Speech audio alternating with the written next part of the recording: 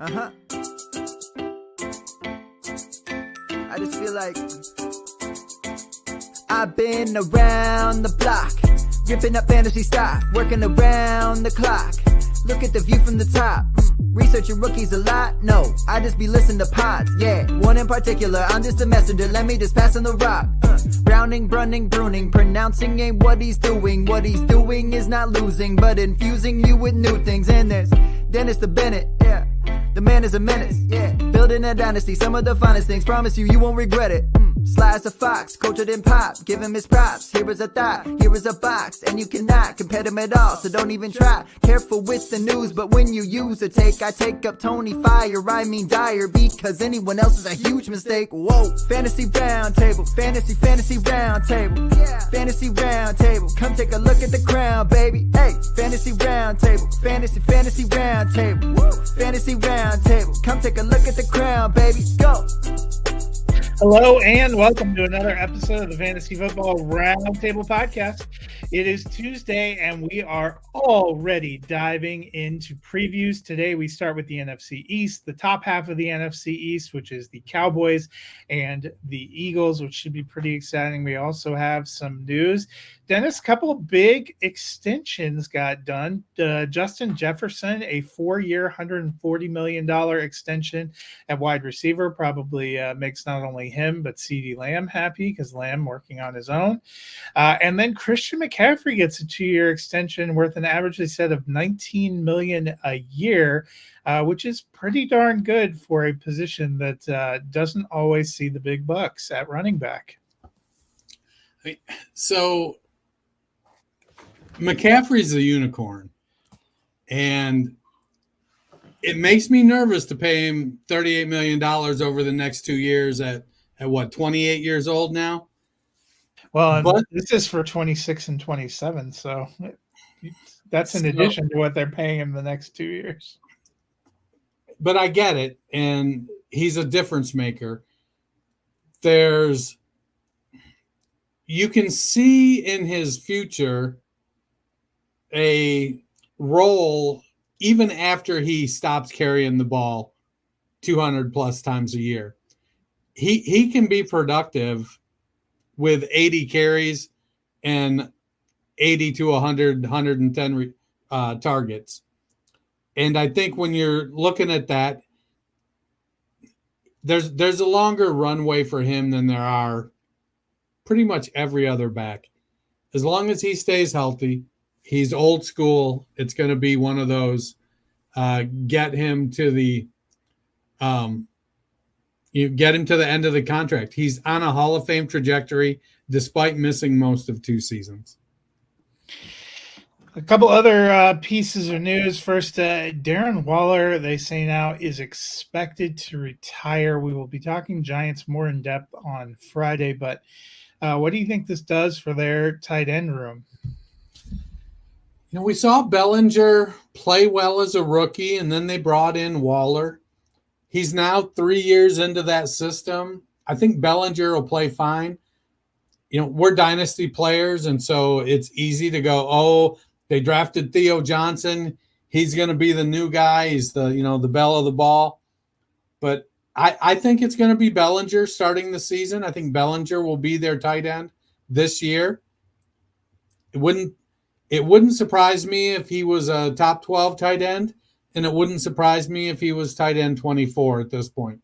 It really comes down to what do they get out of Daniel Jones this year. If the offensive line can hold up some and Bellinger gets the opportunity to not be a glorified tackle, then he could potentially put up some fantasy points. If Devin Singletary can be productive behind a currently questionable offensive line, if that offensive line gels and Jones comes back healthy, Brian Daboll is a good coach, and he's going to scheme things up for that offense. Who's their new offensive coordinator? I forget. I think Daboll pretty much calls the offensive. That's what they got, an offensive coordinator and title, but yeah, it's Brian Daboll. So Mike Kafka.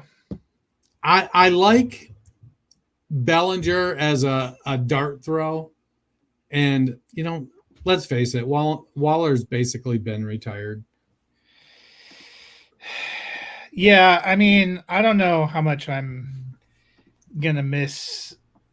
I was really excited about the potential of going to New York last year, but it didn't really pan out too much. They have a couple other players in that room. They have a Lawrence Cager, they have a Jack Stoll.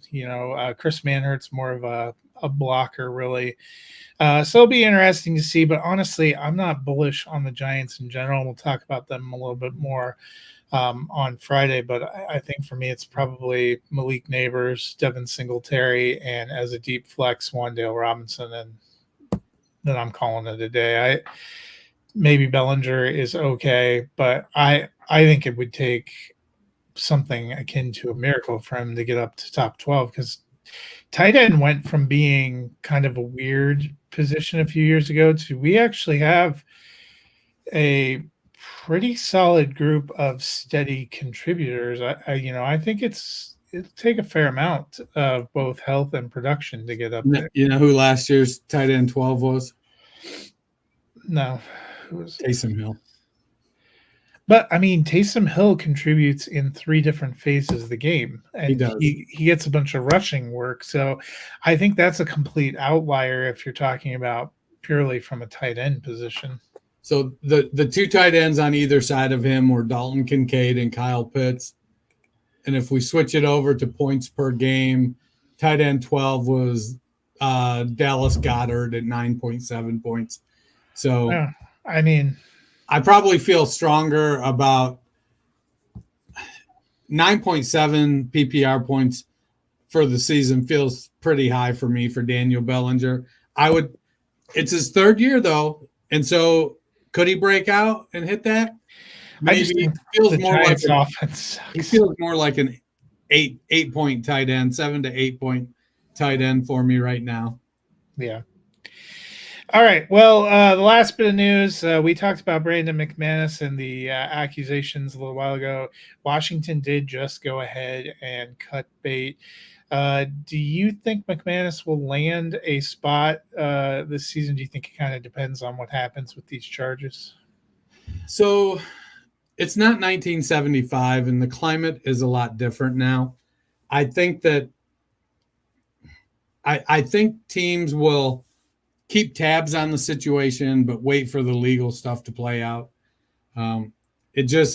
Honestly, it doesn't make sense for teams to put themselves in that position when it comes to something like sexual assault. So I don't expect him to get signed until there's a resolution on his case. Yeah, I kind of feel the same way. All right, well, let's dive into the previews. We will start with the top half of the NFC East. As we do these divisional previews, we'll do 2 and 2. We go in order of how they finished in 2023, which, Dennis, I have to be honest, I forgot the Cowboys won the East last year, but they did. Dallas Cowboys finished 12-5, first in the NFC East last year, but lost in embarrassing fashion in the wild card to the Green Bay Packers. Key departures: Tony Pollard, the running back; Michael Gallup at wide receiver; Tyron Smith, offensive tackle; Tyler Badass at center, and Lyle Collins at tackle. Key additions: they've literally only signed 2 free agents, Ezekiel Elliott, the running back, and Eric Kendricks, the linebacker. In the draft, they picked up a tackle in Tyler Guyton, a guard in Cooper Beebe, and a late round wide receiver in Ryan Flournoy. Last year's fantasy leaders, Dak Prescott, finished as QB3 for them. In the backfield, Pollard was actually RB14, but Rico Dowdle, who is back, was RB50. At the receiver spot, CeeDee Lamb was wide receiver 1 overall. Could very well finish wide receiver 1 overall again. Brandon Cooks was wide receiver 38. Kind of finished better than he started. Maybe portends something good for this season. Jake Ferguson was tight end 9. Dennis, what are your fantasy expectations for the Dallas Cowboys? This feels to me like a team that might throw the ball 700 times. They've hung their hat on having a good defense and a very, very productive offense. They've had really good wide receivers for what seems like forever now.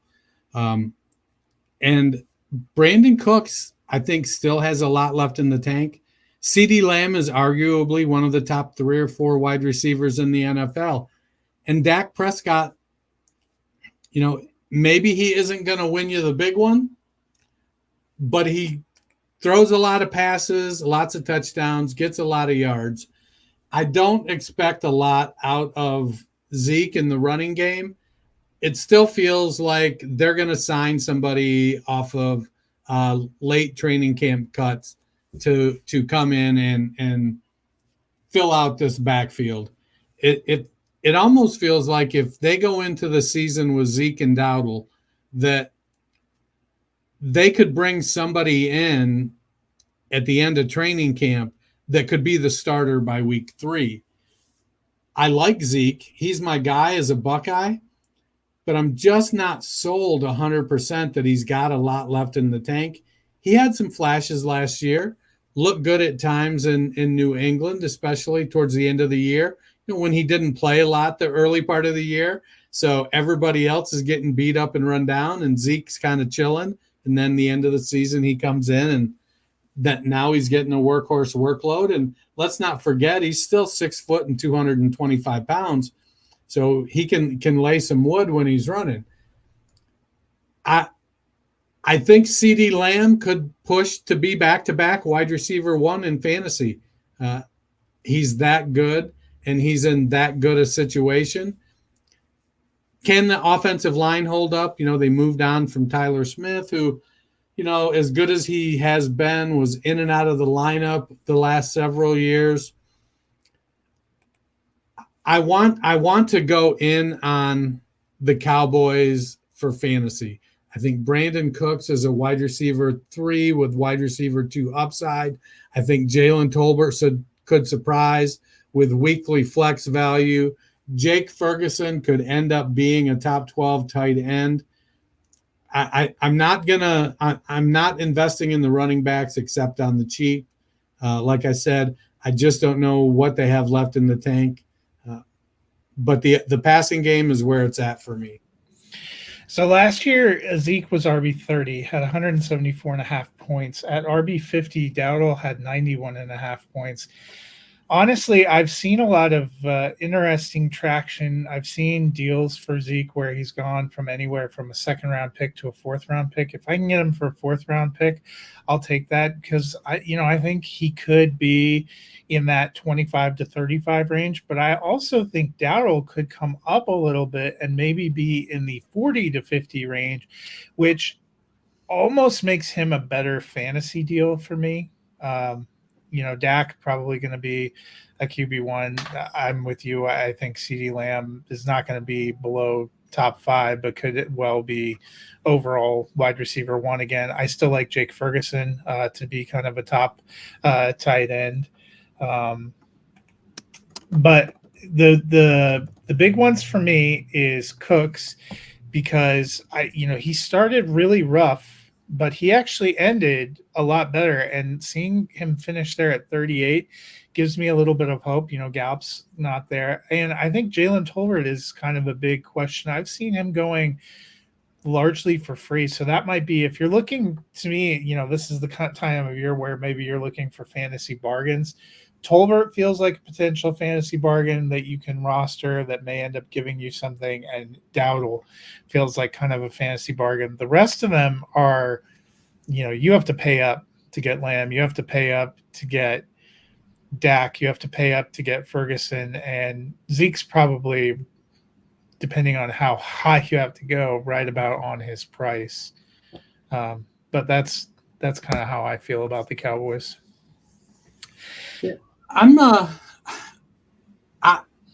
I like the value of Brandon Cooks. I think if I'm in a startup draft, I might hesitate a little bit, but I think you can get him fairly late. But when it comes to redraft, I think Brandon Cooks is going to be one of those guys that if you can draft him as your wide receiver 4, I feel pretty comfortable that we'll get some wide receiver 3 production out of him. So, how do you think the Cowboys won the East last year? I think there's been a big thing going around. There haven't been back-to-back NFC East winners in quite some time. How do you feel about the Cowboys going into 2024? All right. Let me see. I'm almost to week 18. I am in week 18. So I've got the Cowboys being good in the division because they're playing the Giants and the Commanders. But I've got them at 9-8. I think I had them making the playoffs when we did the show last week or earlier. Yeah, it was last week. Today's Tuesday. So I think I had them making the playoffs. And I think 9-8 might be able to get them in there. When I go back and do this in a little more detail, we may end up with another win or so. But I like the Cowboys to have to throw the ball a lot because as much as they have star power on their defense, I just don't know if their defense is built right now to be a shutdown defense. Their quarterbacks are going to make some plays. Parsons will make some plays. Going from Dan Quinn to Mike Zimmer, Mike Zimmer at one point in time was well regarded for his defenses, but his last few years in Minnesota, I would not say they were spectacular. I would concur. So, how much are they going to lose some of that energy? A couple of their veteran players I know moved over and moved on. They haven't been able to load in a lot, but, Micah Parsons still there. Diggs should be back, hopefully healthy. And I think they still have some players. They won 12 last year. I don't think they're that good, and I don't think that they'll be pushing for the NFC East title this year. I think they can still make it in as a wild card, but I probably have them more in the 10-win range. It's not a lot different than you. I think but this is a big year with both Dak and Lamb kind of coming up on contracts, and there's been a lot of pressure. Obviously, I don't know if you saw, but the Cowboys basically have been getting thrown under the bus by everyone because when the Stars made when the Mavs made the NBA Finals, they were showing, Dallas sports teams having gone to conference final years since conference final. It was like 0 years for hockey and baseball and basketball and 28 years for football. I think Mike McCarthy is on the hot seat, which seems weird for a guy who's won 12 games each of his first 3 seasons and just won the division. But that was an embarrassing playoff loss last year after all these things, came together for them to win the division and to host a playoff game and to make a run. I thought that was a real embarrassing loss. And with Dan Quinn finally moving on, I wouldn't be surprised if the Cowboys win like 10 games, make it into the playoffs, don't make it out of the first round, and potentially do something different next year.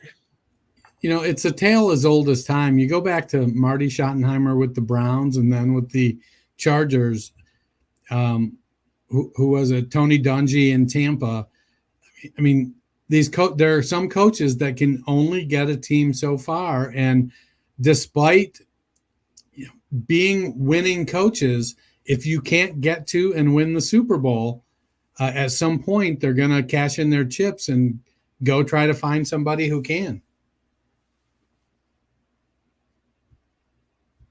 I think that could even include Dak, though, and that's so I guess while we're here, a dynasty question. I still feel pretty good about holding Dak in dynasty because I think even if he leaves Dallas, he goes somewhere good. But does it give you any pause that this, could be his last ride in this offense?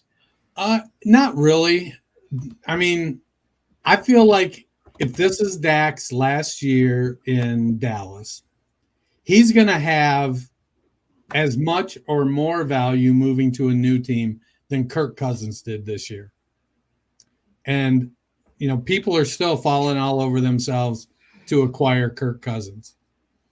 Coming off an Achilles, he's got Drake London and Kyle Pitts and Darnell Mooney and Bijan Robinson and, a new head coach. So I think Dak will land and it may well be if McCarthy doesn't make it past this season, they haven't rushed out to sign Dak to an extension.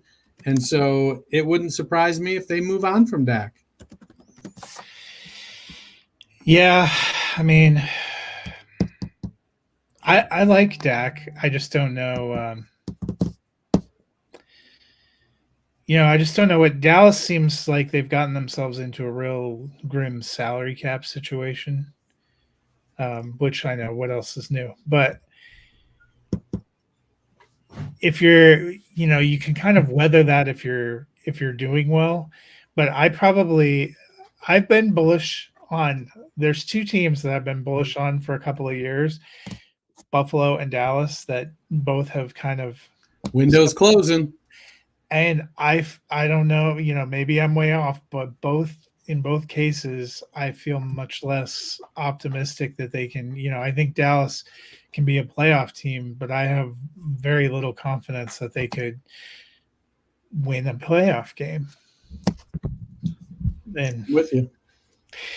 All right, well, let's move on to the other ones that we're talking about from the East today, and that is the Eagles. They finished 11-6. They were second in the NFC East. We forget after how hot they started. They finished on a horrendous losing streak and then ended up losing in the wild card to the Tampa Bay Buccaneers. So both NFC East teams got bounced in the wild card round. Key departures: DeAndre Swift, the running back, went to Chicago. Rashad Penny, the running back, went to Carolina. Boston Scott, the running back, went to the Rams. Marcus Mariota, quarterback, went over to the Washington Commanders. And Quez Watkins went, I think, to the Buffalo Bills at wide receiver. But key additions, they picked up Saquon Barkley from the rival Giants. They added Paris Campbell, who could end up being their wide receiver 3. They picked up Mekhi Becton at offensive tackle, a nice get on the line. They traded for Kenny Pickett, who comes in to be kind of the backup quarterback and supposedly playing very well in this new system. And they grabbed veteran tight end CJ Uzoma. In the draft, they grabbed Quinyon Mitchell and Cooper DeJean to give them a couple of corners. They also snagged running back Will Shipley to add to the room and a couple of interesting receiver prospects, including Anais Smith. 23 fantasy finishes. Jalen Hurts finished as QB2. DeAndre Swift was RB20 for them. Saquon Barkley was actually RB13 for the Giants, a much, much worse offense.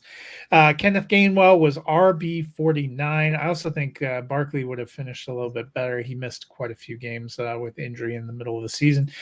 A.J. Brown, wide receiver 5. Devonta Smith, wide receiver 19 last year. Both those guys got extensions, so they should be feeling good going into this year. And Dallas Goedert finished as tight end 14 last year. So Dennis, Saquon is in.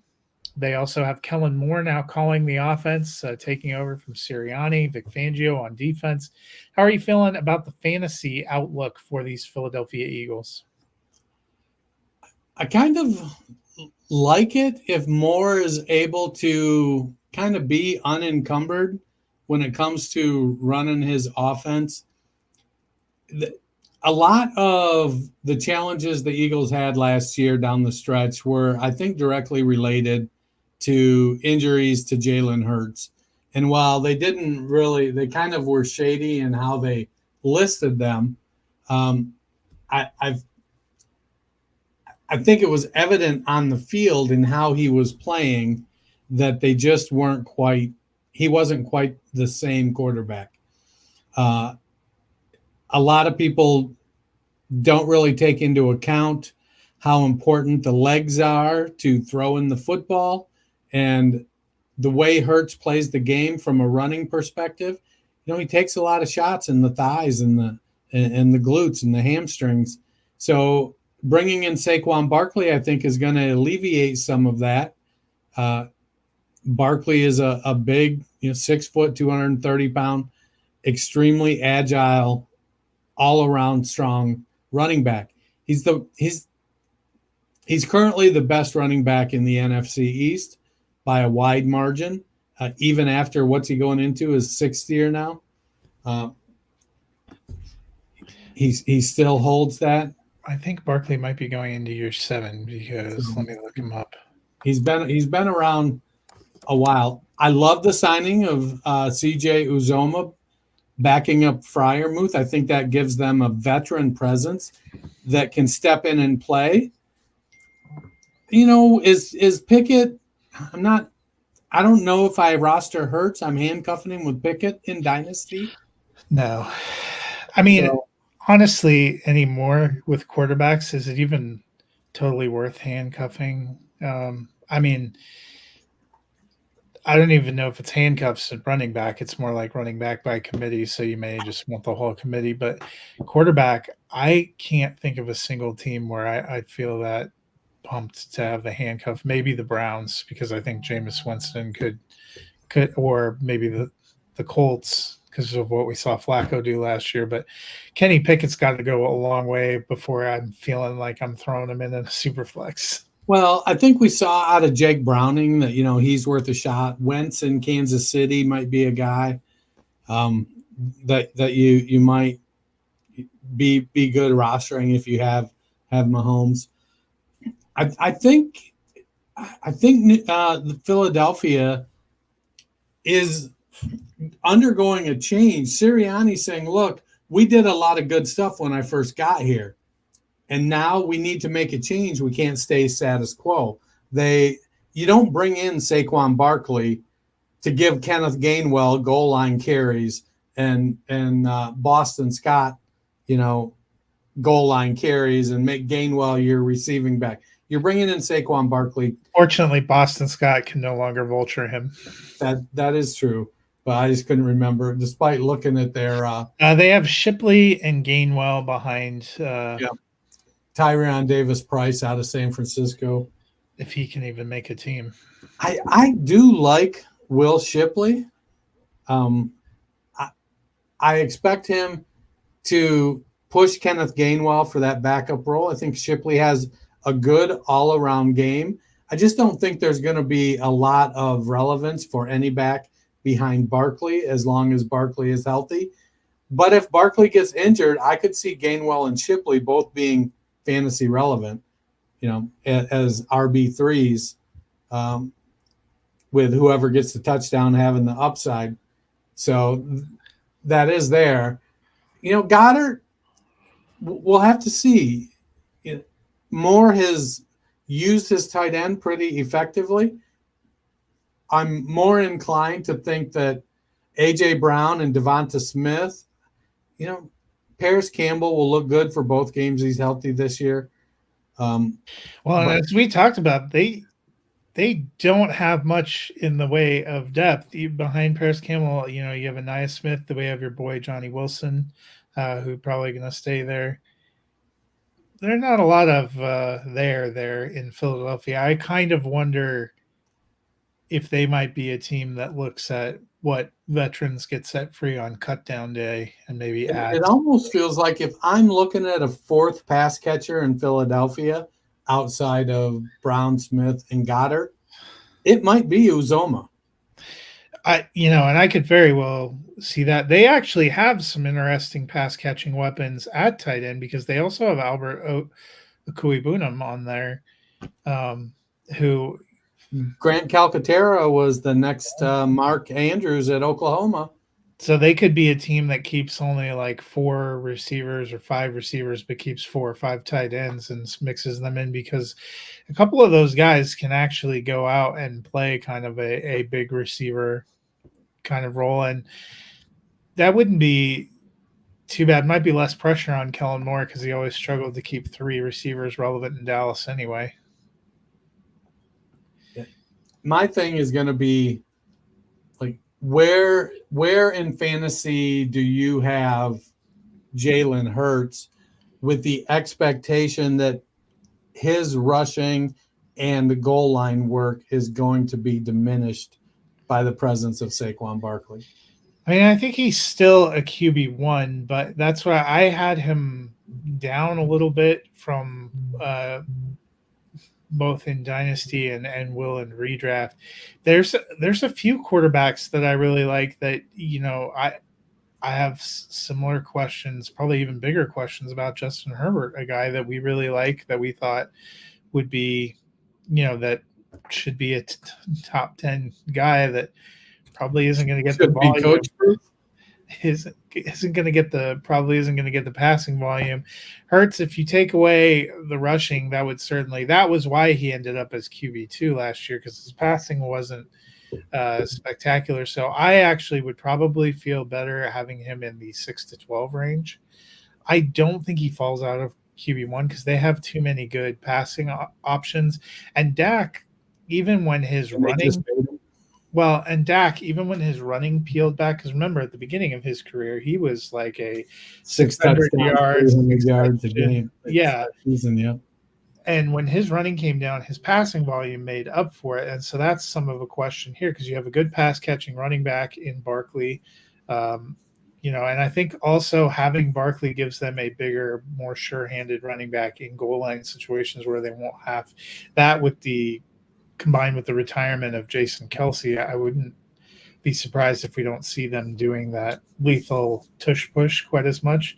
But I think last year you had a wide receiver 5 and wide receiver 19. There's no reason to believe that they're going to be worse than that in this offense this year. Goddard, probably the biggest unknown. It wouldn't shock me if he snuck into TE 11 or 12, but I actually kind of like him in that 13 to 15 range. Barkley, I think, could end up being into the wide. It should be in the running back 1. I mean, Swift, if they would have more consistently committed to him in the red zone, probably would have been top 12 with the numbers he was putting up in that offense. I think they have some good pieces.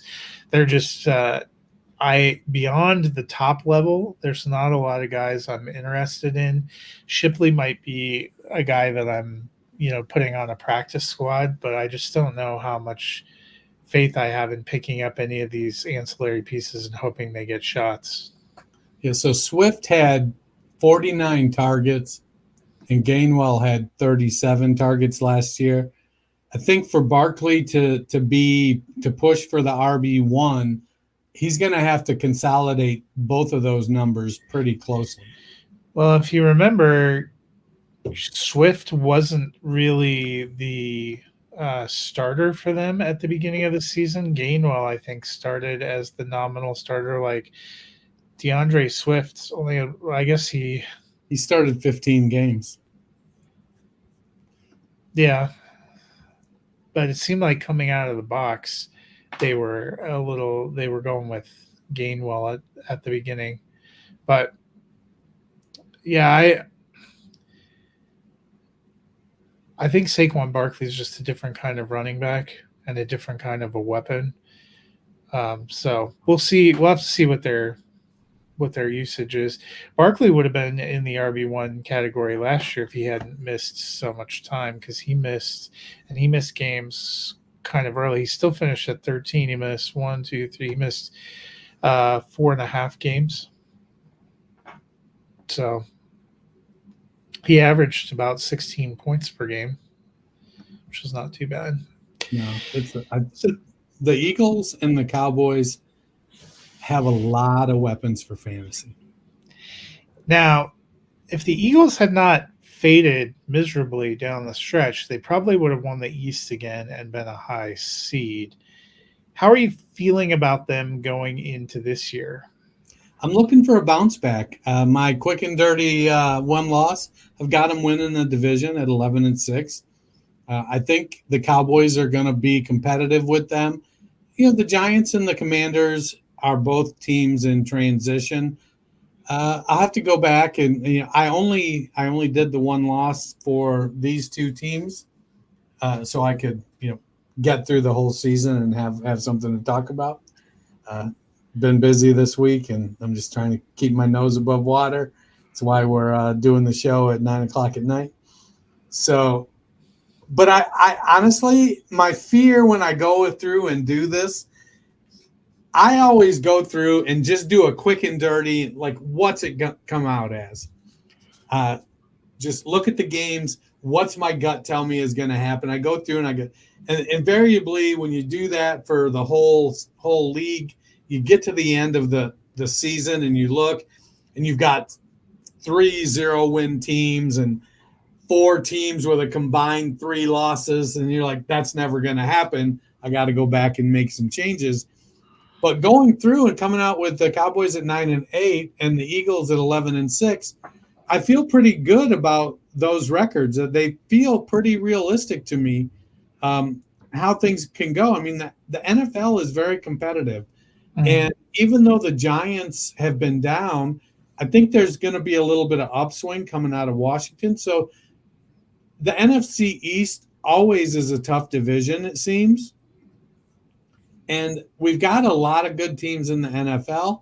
I'm looking forward to, getting through the rest of my one loss here and getting a feel for how it's going to shake out.